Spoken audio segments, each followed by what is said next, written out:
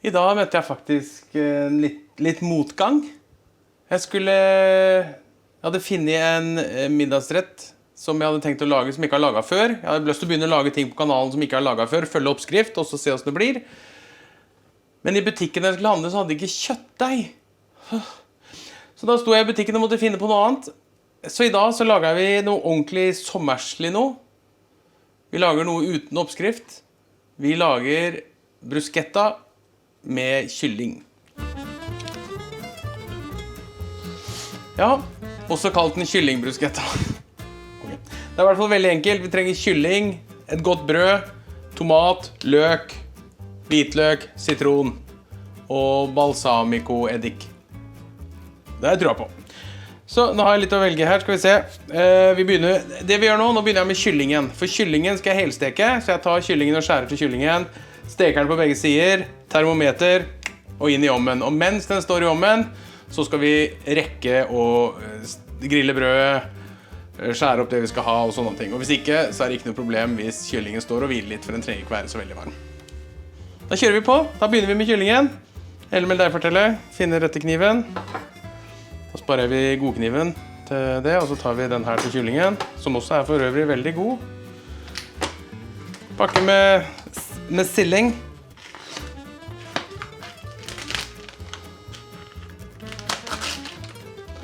Jeg skal lage til 2 stykker, så jeg tar 2 fileter. Prøv å finne de sånn cirka like store, de så fine ut. Og det jeg gjør når jeg skal lage fine fileter, jeg vet ikke det her er nødvendig, men da pleier jeg å ta av den delen der. Sånn, den.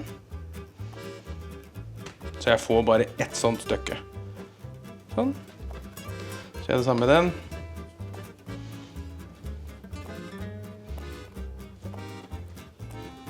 Sånn. Da blir de fine, cirka like store. Den er litt tjukkere den, men da er det den jeg setter termometer i. That's it. Vi krydrer den selvfølgelig. Bare la meg legge bort det her først, så blir det bra. Skal vi se. Jeg har gjort klar pose til og med.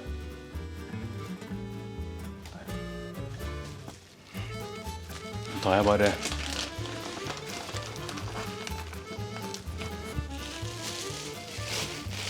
sånn, og så går det til en annen da.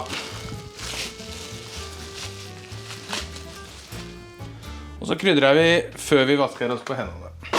Jeg vil krydre med salt og pepper. Salt og pepper. Altså mest basic som er. Det kan hende vi skal ha litt grann... Nei, vi tar salt og pepper. Vi gjør det enkelt. Super enkelt.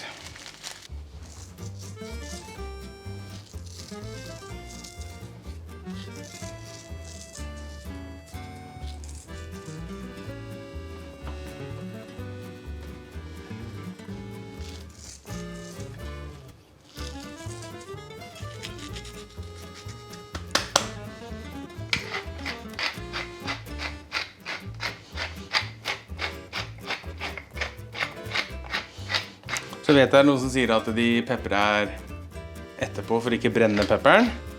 Men det er litt delte meninger, for det skal ganske mye til å brenne pepper, mener jeg. Kanskje på biff så ville jeg kanskje gjort det etterpå. Men sånn som her så skal vi skal ikke være så hardhendte liksom. Sånn, så steker jeg litt av stekepanna først for å få stekeskorpe på den, og så setter jeg den i ovnen og gjør den ferdig der. Så da kjører vi forholdsvis høy temperatur. Eller høy temperatur. Sånn, og så bruker jeg da olje.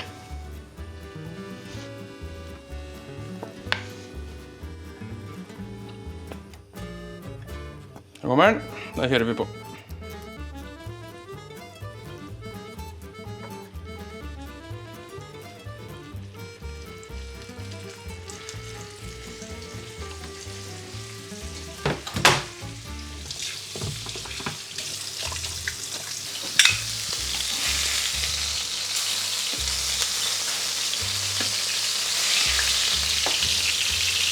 Ble det godt og varmt, ja.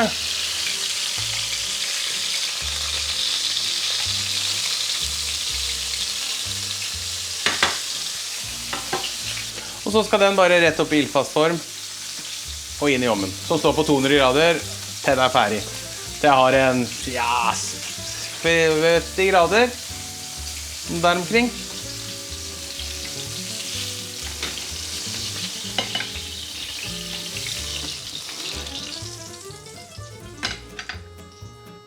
Så avgjør vi hvem av de som er tjukkast. Det er den.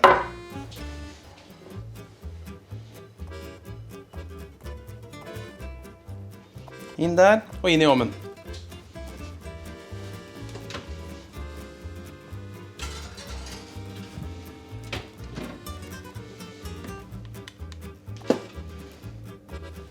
Sånn. Da var det gjort. Da begynner vi å gjøre klar alt det andre. Og da skjærer vi opp brødet. Jeg begynner med brødet så jeg har tørr fjell. Hvis jeg skjærer opp alt det andre nå, så blir det jo bedre. Ja, spare tid. Og da skjærer jeg litt skrå skiver så de blir store og fine. Og så skjærer jeg de litt tjukke.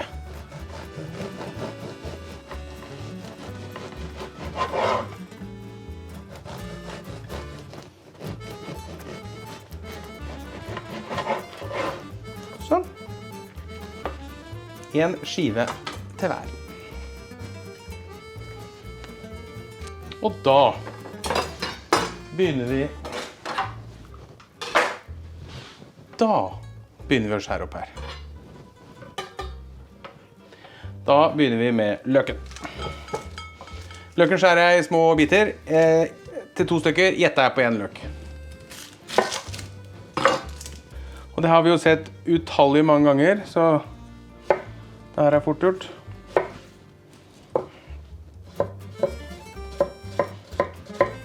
Jeg vil ikke ha de sånn supersmå, men ikke kjempestore heller.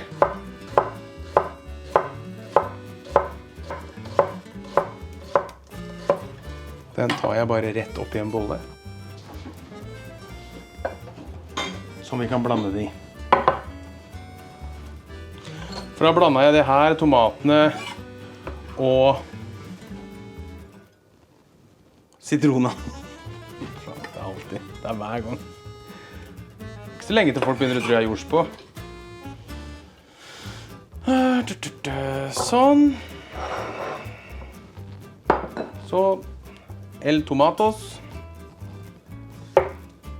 Tar jeg av toppen bare sånn, legger jeg den sånn, så blir den stødig og fin. Her også skjærer vi med spissen, så henger ikke tomater fast. Det er sånn hack. Så jeg skjærer sånn, så henger tomater ofte fast. I hvert fall i starten.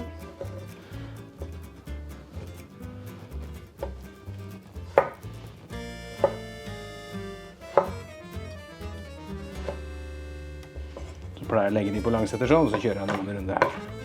Supert. Oppi samme som løken.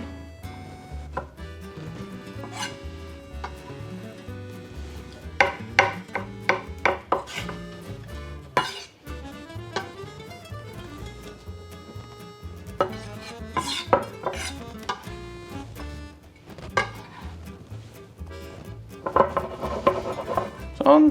Til jeg gjetter på en halv sitron. Skal vi se etter hvert.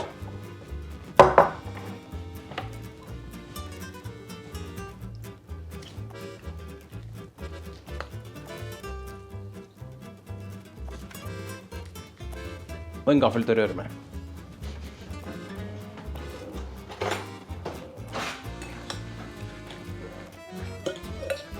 Her må det også litt salt.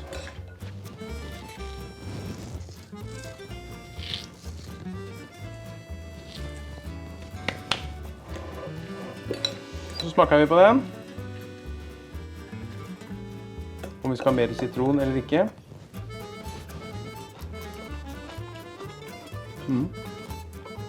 Nei. Ikke mer salt, ikke mer noe. Supergod. Da har vi den klar. Sånn, og så skal vi sjekke temperaturen. 44, da har den litt til å gå. Og da er det vel egentlig bare det vi venter på, for jeg tenker jeg tar kyllingen ut før jeg steker brødet. For da får den hvile litt, for det trenger den. Yes, da venter vi på den. Og da er kyllingen der den skal være. Så da tar vi ut den. Lar den få lov å stå og hvile litt. og så steker vi brødet, og så begynner vi.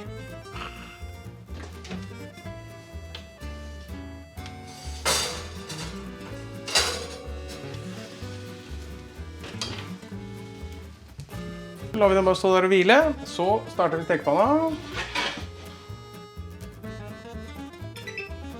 Da bruker jeg bare den stekepanna. Jeg helter litt av fettet, men jeg vasker ikke stekepanna.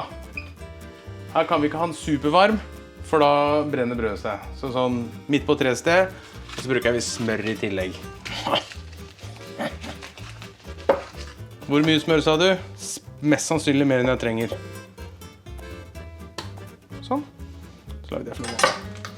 Litt varmere da, det var litt feig der. Sånn. Og så er stekespa.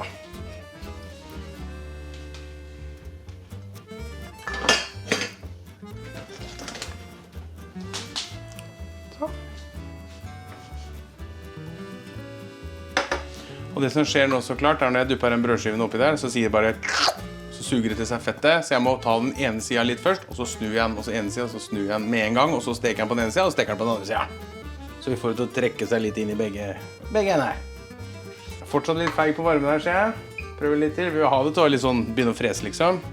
Og så tar jeg brødskiva bare litt sånn, og så snur jeg den. Litt sånn. Kom så. Sånn, og så snur vi den. Det var ikke nok. Litt til. Sånn, og så lar de steke seg der nå. Og så, mens vi venter på det, så skal vi gjøre noe skikkelig godt nå. Vi skal ta hvitløk. Så skal jeg ta, det holder med 1 hvitløksfedd. Hvis jeg har litt stort et, hadde det vært det beste egentlig. Ja, det holder. Vi tar det. Og det tar jeg bare sånn pent og pyntelig og bare skreller. Sånn.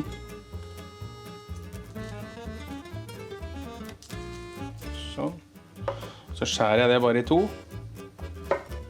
Og så skal vi gni det på stekeskorpa etterpå. Fortsatt feig med varmen da. Sånn, nå kommer det stekepanna snart da, så er det bånngass liksom. Men vi nærmer oss nå, Ser du, der ble det litt varmt, skjønner du, så da demper vi den litt. Der ble det, ja, jeg visste det. Utålmodig, vet du. Typisk, altså. Jeg tror jeg slår nå, jeg. Ja, den kommer til å komme fort nå. Sånn. Nå har jeg slått av ovnen, eller plata, så nå bare er det varmen som er i. Ja, det er ikke noe farlig da. Sånn. Og så skjærer jeg opp kyllingen. Så skjærer jeg bare den. Perfekt.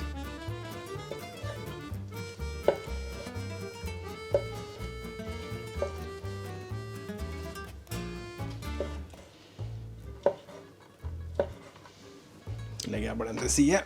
Legger den der.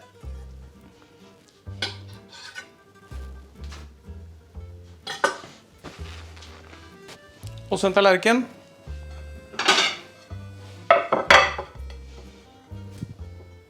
Tar vi da el bruschetta, eller brødskive som det heter på norsk. Og med tomat- og løkblandingen vår. Nei, holdt jeg på å glemme det. Vi tar hvitløken, og så bare gnir vi den på. Bare forsiktig oppå brødskiva. Mer enn det skal ikke til. Og så tar vi på den her.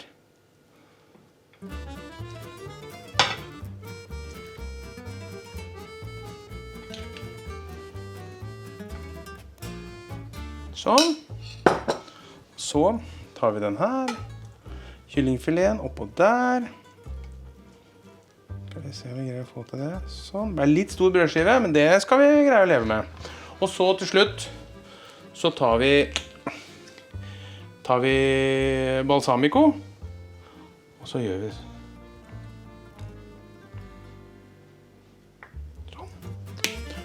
Og helt til slutt så kan vi pynte med litt koriander, for eksempel. Sånn! Den har jeg helt supertrua på, så da er det bare å skal jeg passe på å skrive under hva jeg synes om den. Men jeg tror den er veldig god. Så da er det vel bare å gjøre som vi pleier da. Kose oss noe helt sinnssykt. Ta vare på hverandre. Så ses vi snart.